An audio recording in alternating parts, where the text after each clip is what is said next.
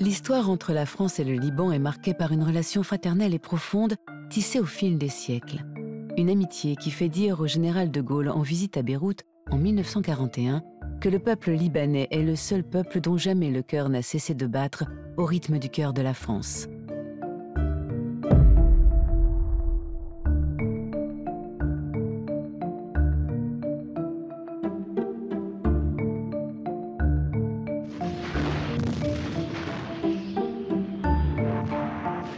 Dans les années 70, le pays du Cèdre sombre dans une crise politique majeure qui dégénère en guerre civile. Parmi ses soutiens, le Liban sait pouvoir compter sur la France, qui va jouer un rôle de premier plan pour endiguer les violences communautaires.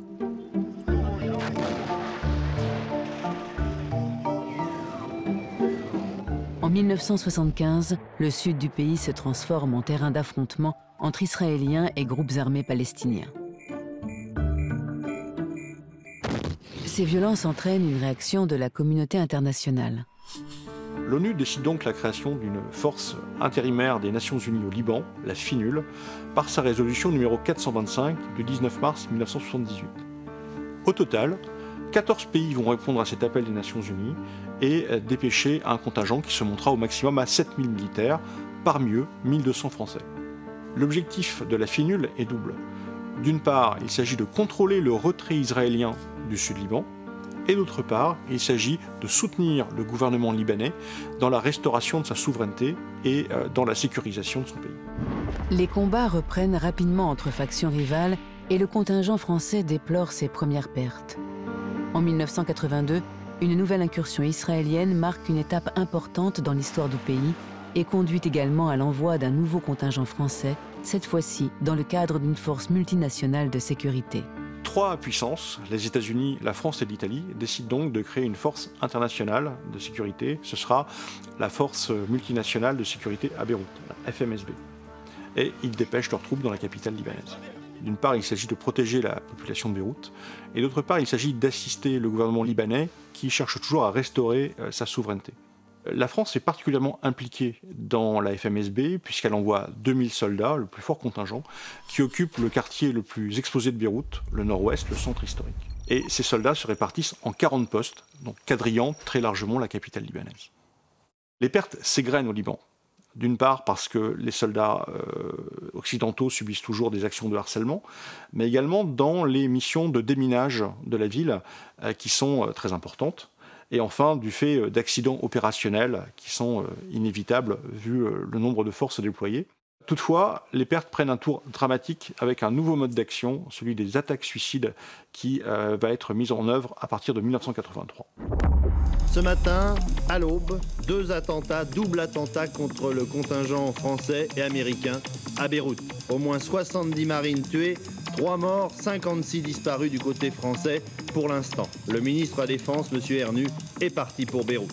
Le 23 octobre 1983, une camionnette contenant 250 kg d'explosifs force le barrage d'entrée du poste français Drakkar. Le conducteur de la camionnette piégée précipite son véhicule contre le rez-de-chaussée du bâtiment, un ancien hôtel de 9 étages où sont alors postés 96 militaires français. L'attentat suicide fait s'effondrer le bâtiment, ne laissant qu'un amoncellement de débris de 5 mètres de haut. Quelques minutes plus tôt, un autre attentat faisait 241 morts auprès du contingent américain de la force. La France, quant à elle, déplore la perte de 58 soldats, tous issus des 1er et 9e régiments de chasseurs parachutistes.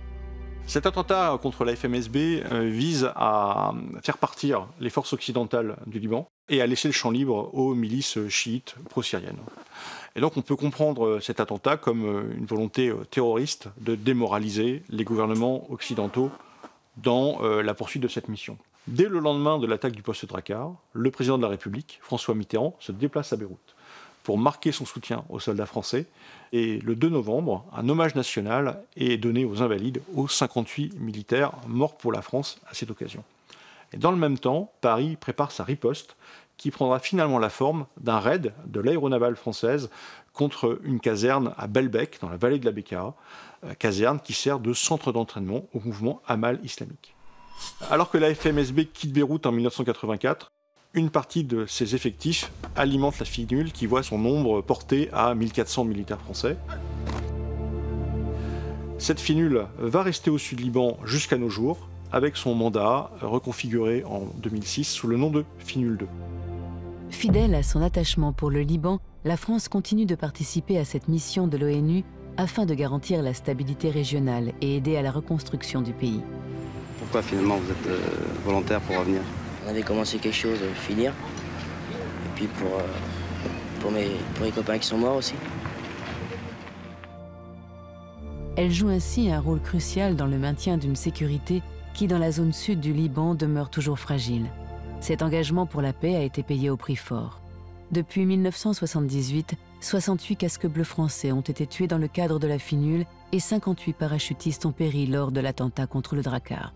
Aujourd'hui, chaque soldat déployé au Liban porte avec lui la mémoire de ces anciens tombés dans l'accomplissement de leur mission, celle de contribuer à la sécurité d'un pays ami et de protéger sa population.